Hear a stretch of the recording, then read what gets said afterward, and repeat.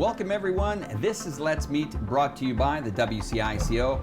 I'm your host Alex. Today I will be presenting this exciting episode alongside Piomi from Sri Lanka.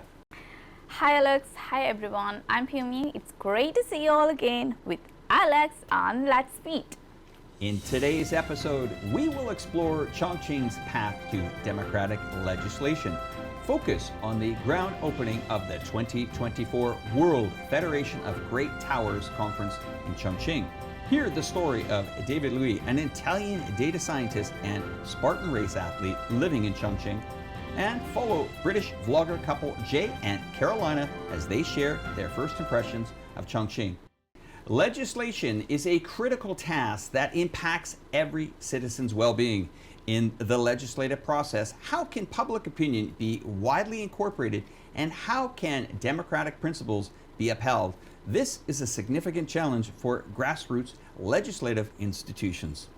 Well, Alex, I heard that you recently accompanied staff from one of the grassroots level legislation contact point located in Shoppingba district. So you got to experience firsthand how they integrate democratic principles throughout the entire legislative process. Can you please share the insights? Well, certainly it's a much different process than what we experience in Western countries. Here in China, they allow young, old voices to be heard, and every voice is actually heard. It's amazing. Let's follow our camera and explore this legislative journey together.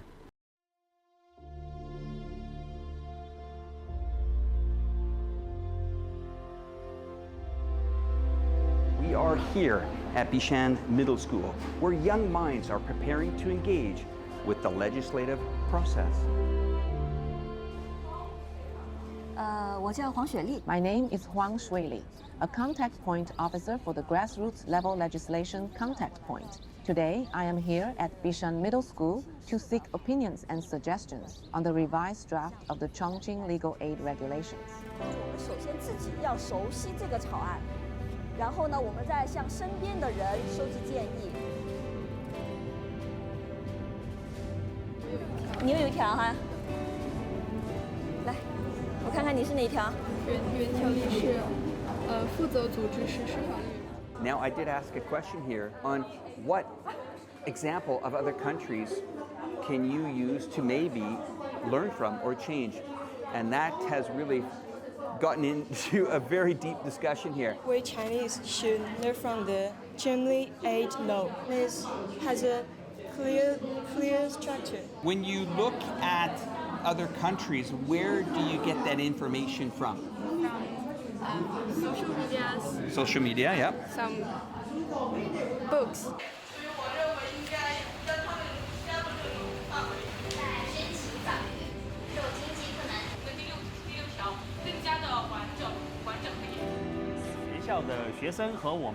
Our students and teachers actively seek out teaching resources. We went to Zhongshinwan community and communicated with the staff at the legislation contact point.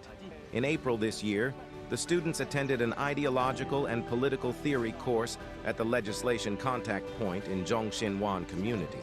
The students were very happy and gained a lot from the experience.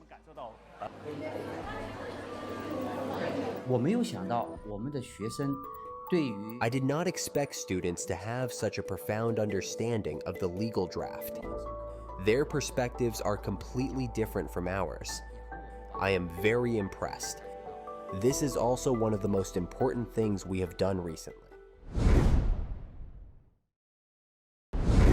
Recently, Chongqing hosted yet another international event, the 2024 World Federation of Great Towers Conference. This year's conference was grandly held at Chongqing Raffles City, where representatives from iconic towers worldwide gathered to discuss the future development and cooperation of high towers.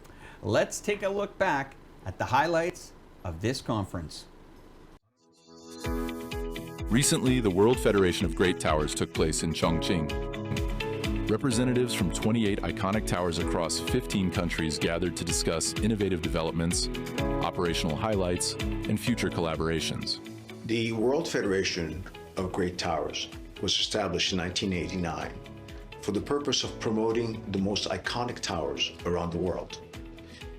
Iconic towers implies that a particular tower has a very important significance in the locality where it resides.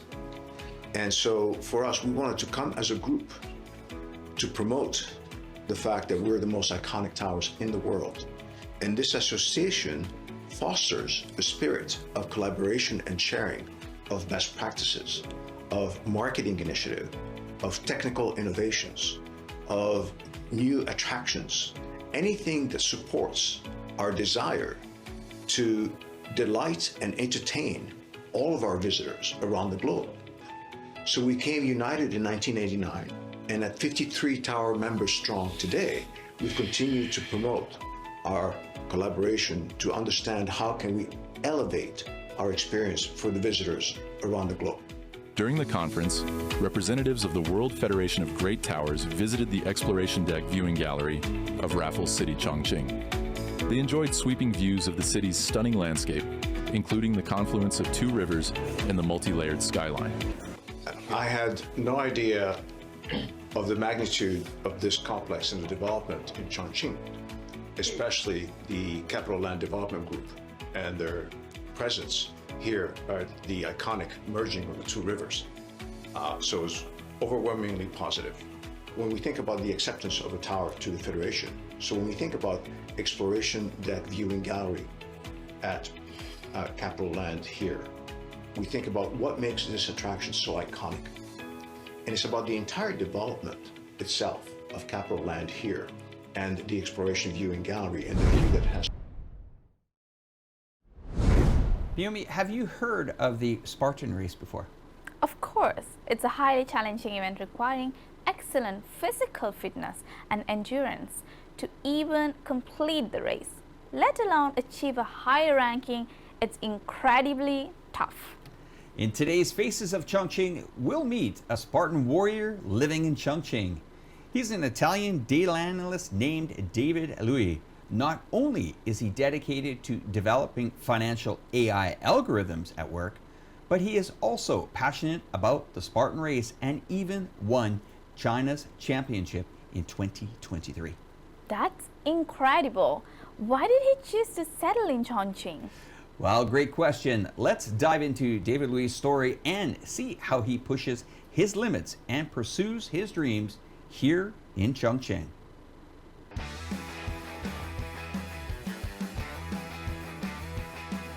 My name is Davide Liu. I come from Italy.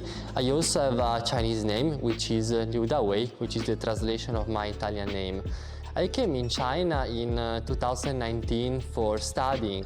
I completed my master at Tsinghua University in Beijing in 2021. I studied computer science, I analyze data, I implement algorithms and evaluated them, and I have really enjoyed spending my time researching new algorithms and stay updated with the latest trend in AI and machine learning. Outside of work, I love running and competing in Spartan races. My girlfriend and I met in 2023 at a Spartan race in Shanghai when we were just starting our careers. After chatting with her, I decided to visit Chongqing more often to see her and train together, and drawn to her open personality, which made me even more inclined to stay. Spartan race is a kind of trail race, but with obstacles. Spartan Ultra World Championship. It was 57 kilometers long with 77 obstacles and 3,500 meters of elevation gain. The race was in France, in a little village called Morzine. It's a world championship. It was the first time for me competing in a world championship. So Coach David was, an inspiration to me, someone that I looked up to, and not because actually I'm taller than him, but I looked up to him metaphorically in a way like, when I just don't want to push myself, David says, do more, go harder. And for me, that just was what I needed. I think the first time I met him, for sure Guangzhou 2020. And then I guess about a year ago, he started spending more time in Chongqing. And so when he's in Chongqing, he helps me coach here at the hub. Yeah, his journey, especially the past year, he's absolutely been crushing it on the races. And so I like going to see him race internationally. The racing community, we're all friends. So we all race and we all compete, but in a way we all cheer for each other as well. Recently, a popular Japanese vlogger with 55,000 followers on X posted a video narrated in Japanese, showcasing various attractions in Chongqing. The caption read, "Chongqing, China, even crazier than I imagined." This video went viral in Japan, gaining over 2.6 million views, and it's inspiring many Japanese netizens to visit Chongqing. They're all impressed by the city's amazing imagination. Let's take a look together. アパートの中を電車が通るなんてありえないですが、ここでは当たり前の出来事です。中国にある重慶はサイバーパンクの街で知られています。ここではガソスタは屋上にあり、レストランではヒューマノイドロボットがいて、しかし一番やばいのは、ここでは常に周りに注意する必要があることです。普通の広場にいると思ってもちょっと端に行ってみたら実は高層ビルの屋上にいることがあります。ここに住んでみたい。That's all for today's show. Thank you everyone for watching, and thank you, Pyomi, for joining us again. Thank you, Alex, and thank you all for your support. Let's meet showcasing new Chongqing to the world. I'm your host, Alex. Thanks for watching. I'm Pyumi. Goodbye.